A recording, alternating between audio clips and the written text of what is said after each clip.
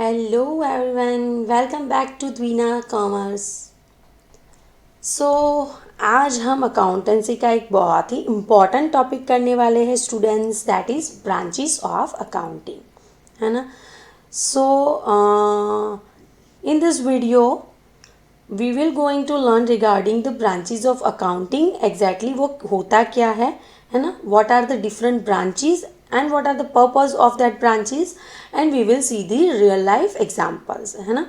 so सब कुछ बहुत ही easily इंग्लिश में एक्सप्लेन करूँगी मैं, that means Hindi plus English.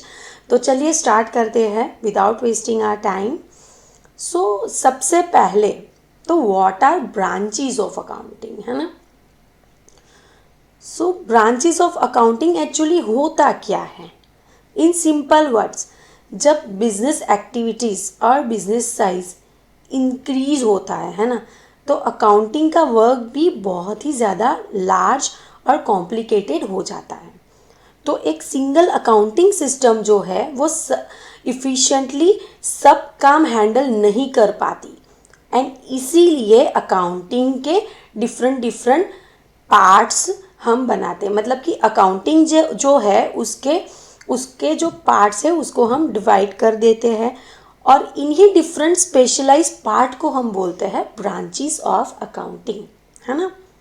So simple define करूँ ब्रांचेस ऑफ अकाउंटिंग को, तो branches of accountings are a different divisions of accounting that focus on a specific purpose and functions of business. जैसे hospital होता है ना students, तो उसमें क्या होता है कि हार्ट स्पेशलिस्ट अलग होता है, आई स्पेशलिस्ट अलग होता है, गायनिकोलॉजिस्ट अलग होता है ना। वैसे ही अकाउंटिंग में कॉस्ट कैलकुलेट करने के लिए कोई अलग ब्रांच है, टैक्स के लिए अलग ब्रांच है, मैनेजमेंट डिसीजन के लिए अलग ब्रांच होती है ना। तो अब हम एक एक ब्रांच को डिटेल में एग्जाम्पल के साथ समझेंगे। Okay, so in your NCERT book, financial accounting, cost accounting and management accounting दिया गया है ना। पर to understand whole branches of accounting हम क्या करेंगे कि ये 6 ब्रांचेस ऑफ अकाउंटिंग समझेंगे इन दिस पर्टिकुलर लेक्चर। सो सबसे पहली ब्रांच है financial accounting.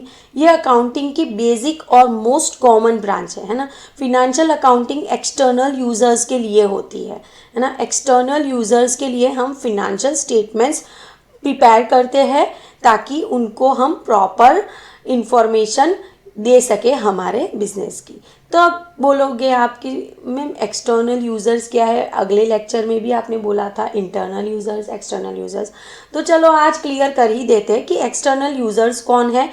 The external users are the users like investors, banks, government, creditors, share holders of our business, है ना। तो फिनेंशियल अकाउंटिंग का मेन वर्क क्या होता है ना, to prepare the trading account, profit and loss account and balance sheet. तो ये आप पढ़ने वाले हैं आपके क्लास 11 में, है ना। You are going to learn this things. Okay, example देखते हैं। सपोज इन्वेस्टर किसी कंपनी में इन्वेस्टमेंट करना चाहता है, तो वो कंपनी की बैलेंस शीट और profit and loss report check करेगा, है ना। ऐसे ही तो इन्वेस्ट नहीं कर देगा कोई भी कंपनी में। लोन जो देना है, बैंक्स जो है वो लोन अप्रूव करने से पहले भी कंपनी की फिनेंशियल स्टेटमेंट वेरीफाई करेगी, राइट। तो financial accounting tells overall financial performance of business. तो अकाउंटिंग की जो ये 6 ब्रांचेस आपको दिख रही है, that is financial accounting, cost accounting, management accounting, tax accounting, auditing and government accounting. तो उसमें से फिनेंशियल अकाउंटिंग पार्ट जो है वो क्या करेगा, which it will tells the overall financial performance of our business.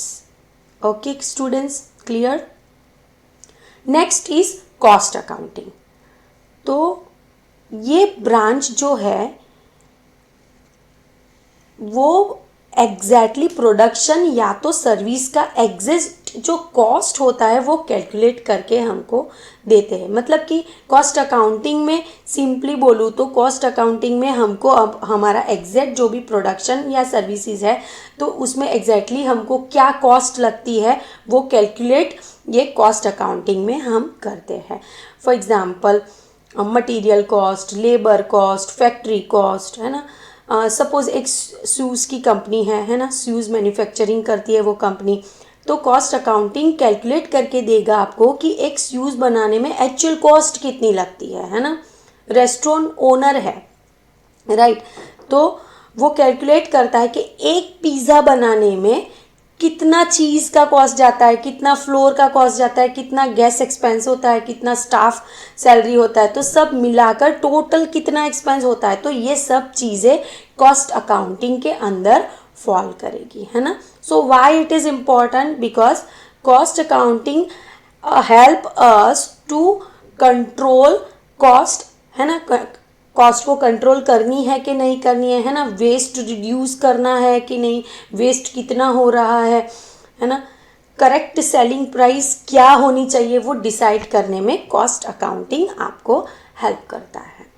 Next branch is management accounting. So ये management को प्लानिंग और डिसीजन मेकिंग में हेल्प करता है ना। क्योंकि मैनेजमेंट जो है, जो जो पूरा कंपनी चला रहा है ना, तो उसको देखना पड़ेगा ना, उसको देखना पड़ेगा बजटिंग, उसको फोरकास्टिंग करनी पड़ेगी, परफॉर्मेंस एनालाइज करने पड़ेंगे, है ना, प्लानिंग करना पड़ेगा फ्यूचर के लिए, राइट। तो suppose for example sale increase हो रही है, मैनेजमेंट अकाउंटिंग रिपोर्ट सजेस्ट कर सकता है कि न्यू ब्रांच ओपन करना है कि नहीं करना है। प्रोडक्शन इंक्रीज हो रहा है, प्रोडक्शन इंक्रीज करना है, सेल्स ही नहीं इंक्रीज होगी तो प्रोडक्शन इंक्रीज करके क्या ही करोगे आप, है ना। सेल्स नहीं इंक्रीज हो रही तो क्यों नहीं इंक्रीज हो रही, तो ये सब एनालाइज हम कैसे कर पाएंगे, with the help of management accounting. Okay, हम दूसरा एक एग्जाम्पल देख लेते हैं। अगर एक्सपेंसेस बहुत ज़्यादा इंक्रीज हो रहा है तो management accounting cost reduction strategy suggest कर सकता है ना। फॉर एग्जांपल दूसरा एक एग्जांपल देखते हैं कि ऑनलाइन बिजनेस मैनेजमेंट जो भी है वो रिपोर्ट्स देख के डिसाइड करती है कि कौन सा प्रोडक्ट मोस्ट प्रॉफिटेबल है ना। So this is all the work which is included in the management accounting. So students, ये 3 ब्रांचेज आपकी NCERT बुक्स में दी है। अभी और 3 ब्रांचेज जो मैं आपको एकदम शॉर्ट में एक्सप्लेन करूँगी, that is also the branches of accounting जो आपको एग्जैक्टली नॉलेज होना चाहिए for the your business. Practical business के लिए ये नॉलेज होना ज़रूरी है ना। तो टैक्स अकाउंटिंग, ये ब्रांच क्या करती है, ये ब्रांच टैक्सेस कैलकुलेट करती है और मैनेज करती है, which includes GST, income tax, TDS, tax return, है ना। So businesses monthly GST return file करते हैं, है ना। कंपनीज जो है वो टैक्स प्लानिंग करती है ताकि लीगल वे में टैक्स सेव हो सके।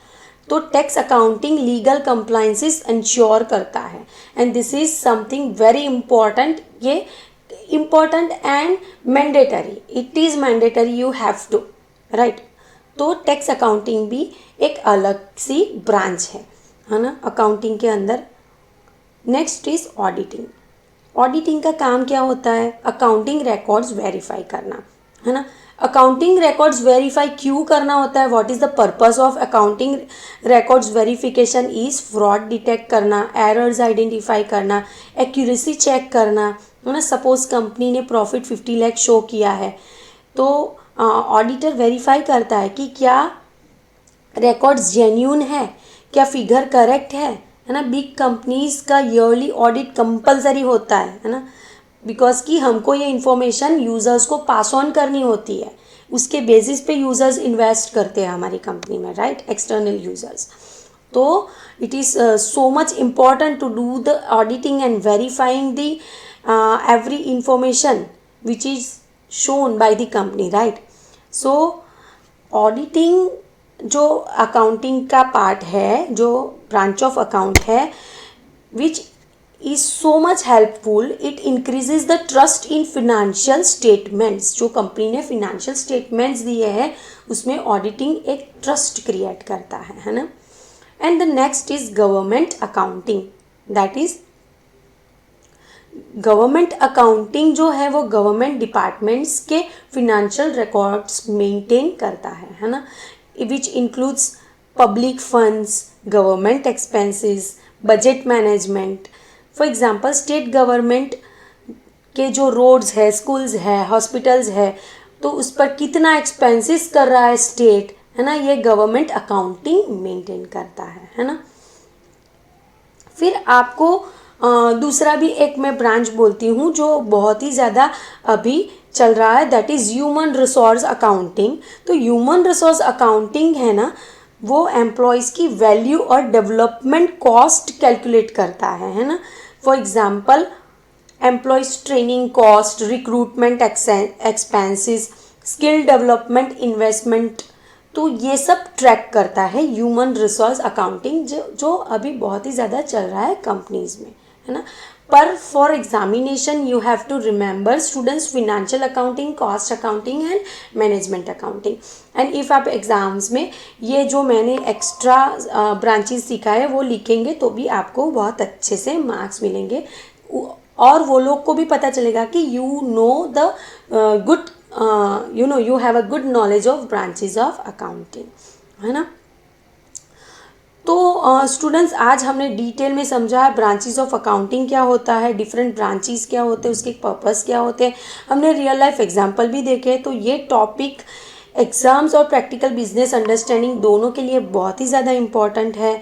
अगर आपको वीडियो हेल्पफुल लगा हो तो प्लीज़ लाइक करो, शेयर करो एंड सब्सक्राइब करो, और मिलते हैं नेक्स्ट लेक्चर में with the basic terms of accounting.